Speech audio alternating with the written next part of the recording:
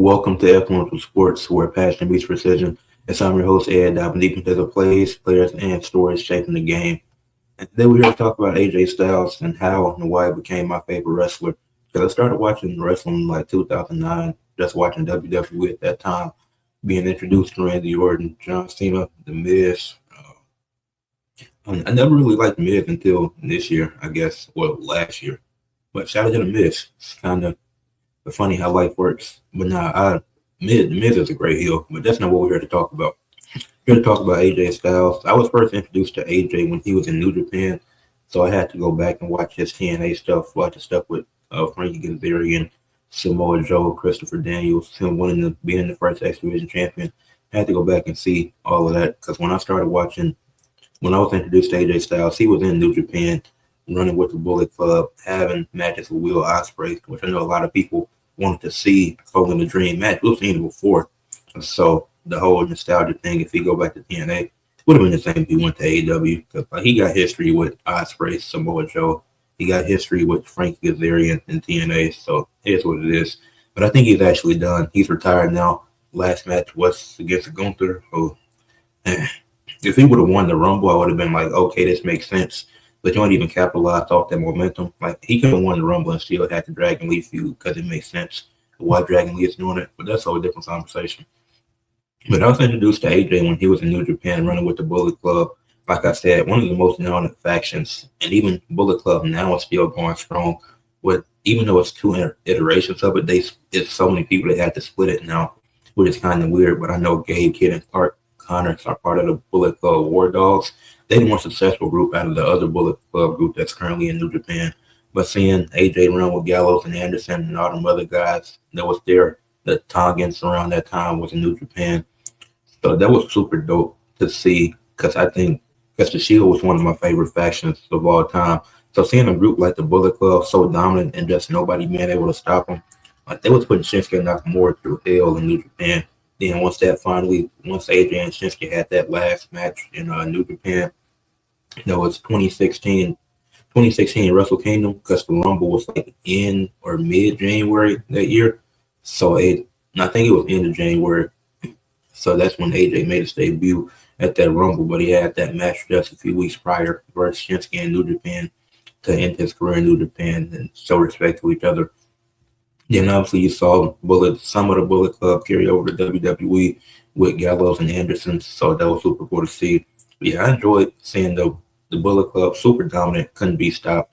AJ, IWGP champion 2 or 3 times, I think.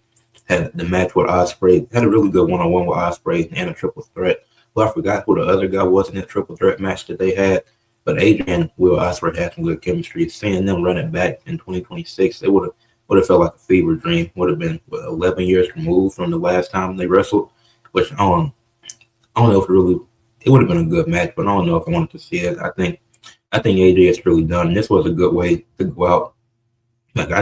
Even the way that he went out, knowing that Cena's last year was last year, and he didn't want a retirement tour of his own because he didn't want to take that away from John Cena with him doing all that he did for WWE. So that last year that we seen for AJ Styles, it was really his retirement tour. Quietly his retirement tour, even though he went out to Gunther.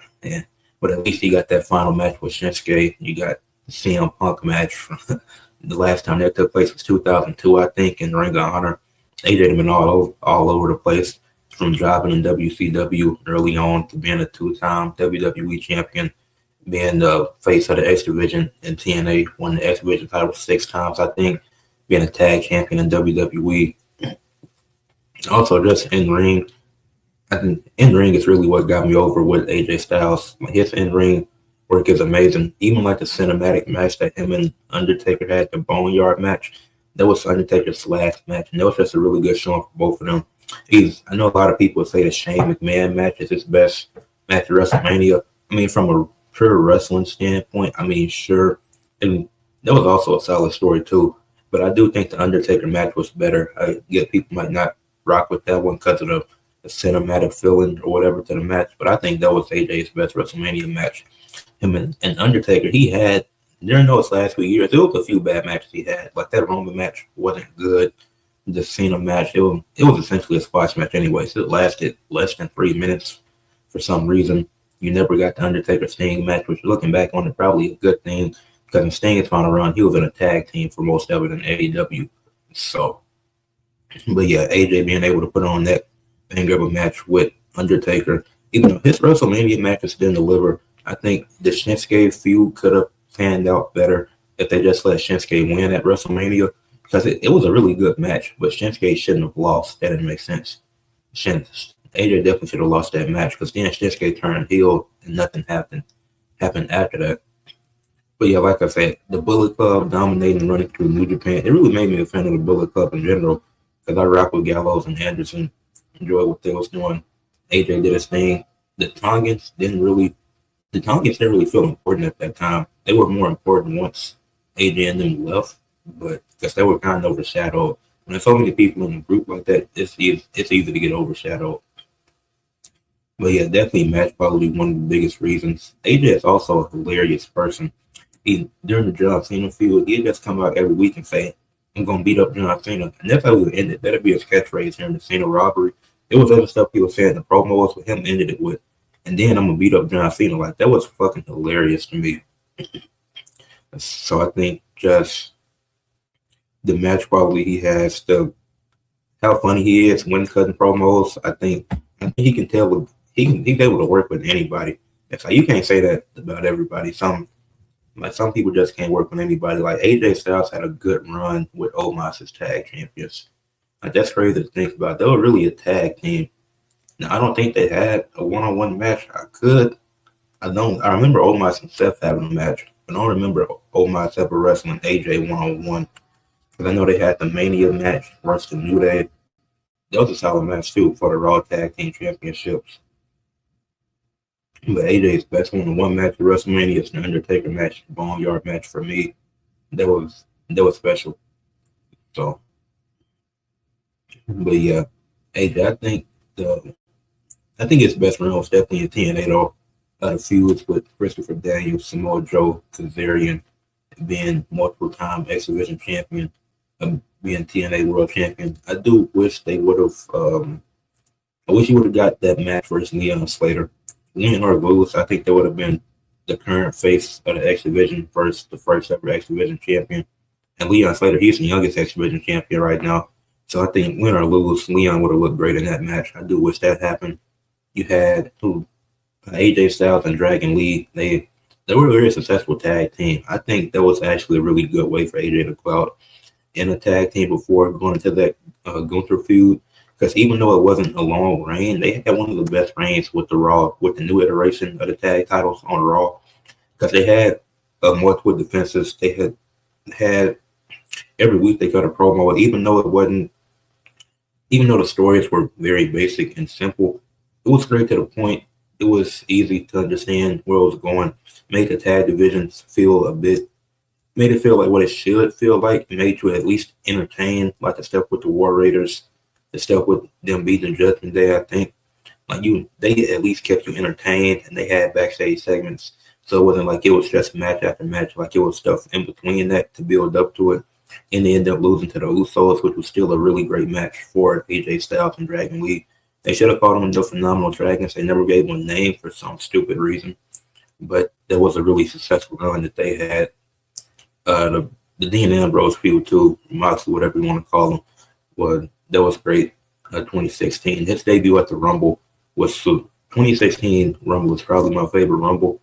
The Roman stuff was pretty stupid, but aside from that, it was a really good Rumble. Dean Ambrose was in the final three. AJ Styles debuted there. It was a really fun Royal Rumble in my opinion. So yeah, I really rock with AJ Styles. Some of these feuds is why I do wish he would have beat Seth for that World Heavyweight Championship when the new edition that is going to be main event night 2 for the first time. So I do wish he would have won that because he hadn't been world champion since 2018 or something like that. Like it's been a while since he was world champion. Like he got it fast when he came to WWE, which was very surprising, especially considering him coming from TNA. But yeah, from dropping WCW to being one of the greatest all time in TNA, having a great run in New Japan, and yeah, being one of the best wrestlers in in-ring talent, promos. Promo is good. I think the AJ Styles is an underrated promo. It's not the best. It's not like Rock or Austin level, but it's definitely solid. It's not. I don't think it's mediocre either. It's definitely a solid promo that can get you hooked into the story. So yeah, AJ Styles, legendary career, Hall of Famer.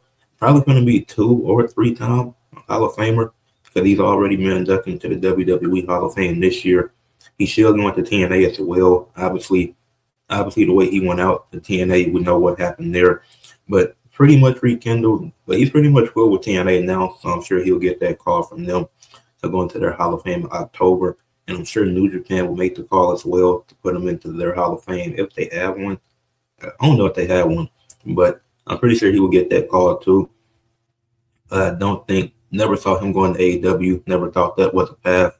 I know it's cool with the Young Bucks and some of the other guys there, but never saw that as a path for him. I think he's truly ready to retire, be a full-time dad, and there's nothing wrong with that.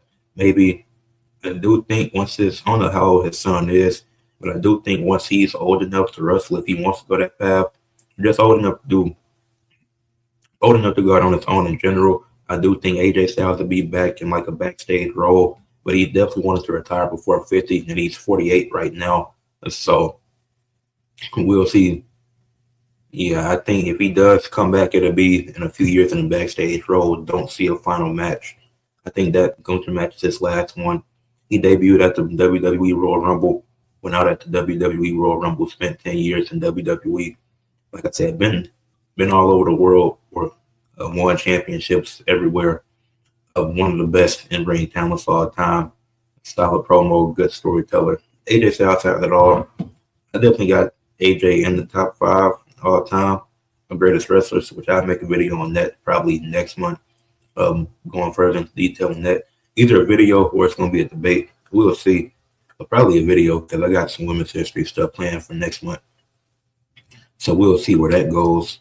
But yeah, AJ Styles, my favorite wrestler all time.